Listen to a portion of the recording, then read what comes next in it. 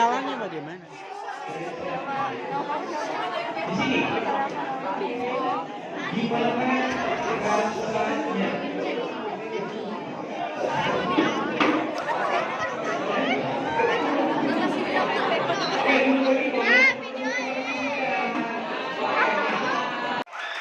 Gak usah ditunjuk ya, bagus gitu. Siapa namanya?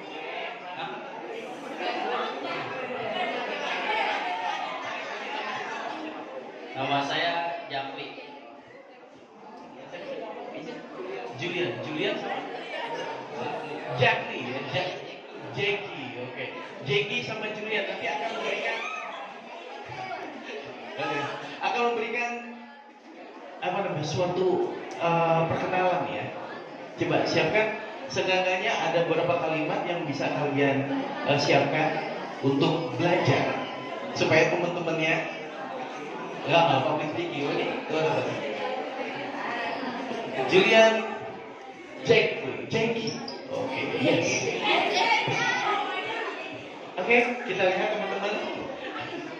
Gak apa-apa. Enggak, satu. Oke, satu. Latihan 1 menit dulu ngomong sendiri. Berikutnya ada tarik nafas, senyum, mengurangi dulu.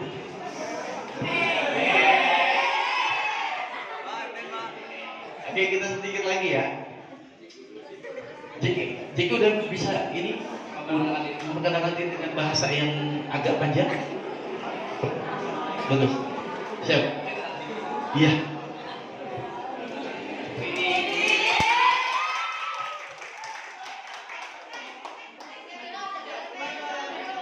Ini ada yang mau relawan ya?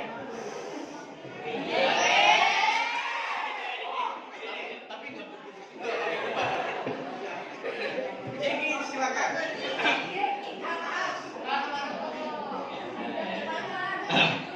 Halo semuanya, kenalkan, saya dari SMP. Nama saya Jakli Krisander Kurniawan. Saya di sini berdiri di kelas 9 SMP ya, dan juga sebagai OSIS sekolah Setiawakti di SMP.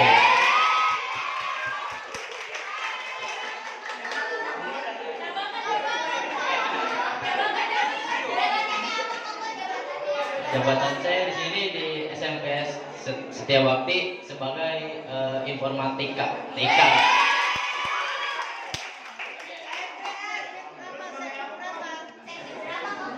Sekbid 5. Oke. Hobi saya bermacam-macam ya, sesuai mood aja. Kadang basket, kadang gitar. Yang lebih di bawah satu, saya ulang lagi. Bisa bikin orang senyum, bukan cuma orang ketiga. Ya, berarti kalian ya nantinya jadi bikin orang itu bukan hanya untuk mendengar, tapi bagaimana orang bisa tersenyum. Oke, terakhir di sini ada yang namanya teman-teman refleksi untuk kalian semuanya. Apakah orang lain sudah benar-benar mengerti aku? Atau sebenarnya mereka hanya menebak maksudku?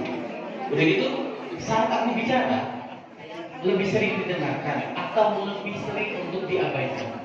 Berikutnya, apa aku takut salah ngomong atau aku takut tidak diterima? Komunikasi yang baik bukan tentang siapa yang paling banyak bicara, tapi siapa yang paling bisa dipahami. Saya lagi di sini, ngomong itu bukan cuma hanya soal bibir, ya dosis.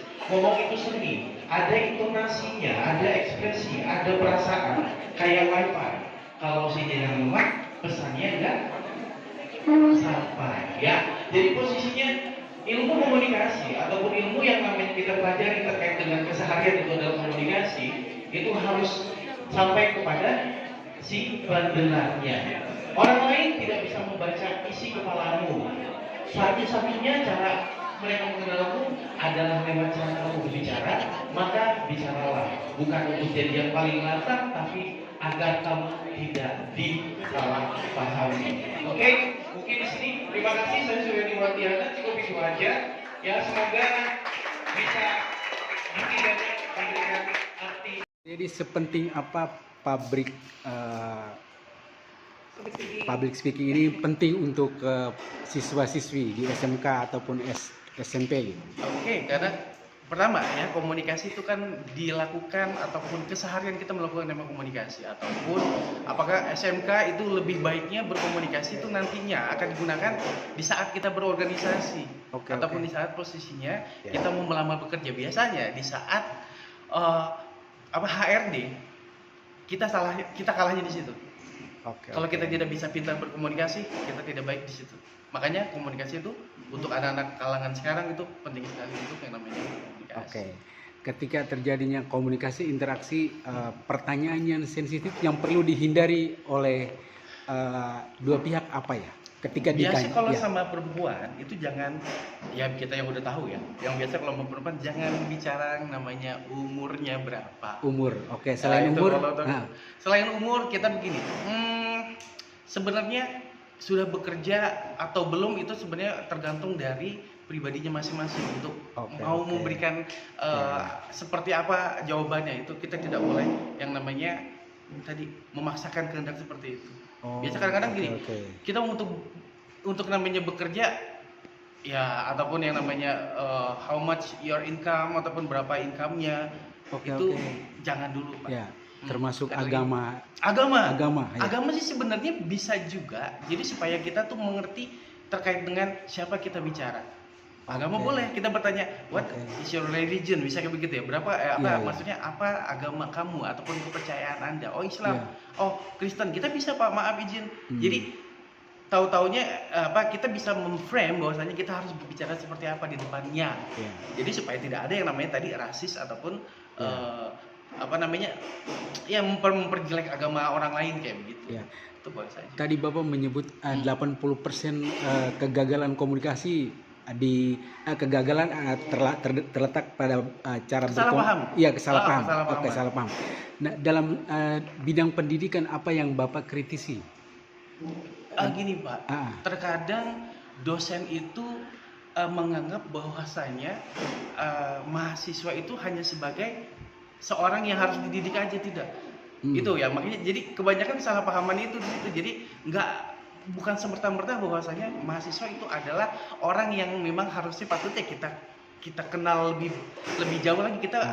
Kalau berbicara dengan masalah komunikasi, kita harus berempati kepada mahasiswa tersebut. Jadi orang tersebut juga akhirnya mengerti apa yang kita ingin berikan informasinya kayak gitu. Kalau saya ya, dalam kaitan dengan pertanyaan untuk sensitif, bagaimana seorang mendapatkan informasi katakan sebagai pertanyaan penggali misalnya, seberapa batasan kita harus ini terhadap orang lain gitu, pertanyaan penggali untuk mendapatkan informasi sedalam-dalamnya gitu. Pertama kalau memang gitu kita harus samain yang namanya hobi dulu Pak. Hobi bisa, agama kita harus juga bisa ngerti ya. Apa hobi kamu, apa agama kamu, terus politik gimana ya untuk saat ini, apakah dia pro ke pemerintah ataupun tidak, itu bisa menggali seperti itu. Karena akhirnya kita bisa dari awal dari apakah dia pro atau kontra, misalkan kontra, sama ini sama saya ini, lanjut kan kayak begitu Pak.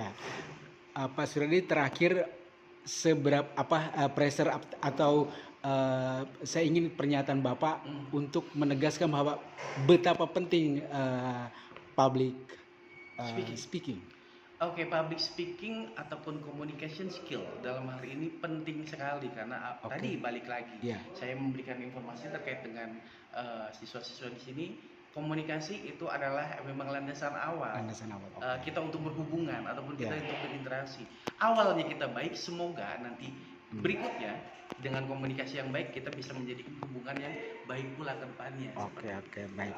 Terima kasih banyak Bapak. Saya ini sudah mendapatkan informasi tentang hal ini. Ya. Terima kasih Bapak ya.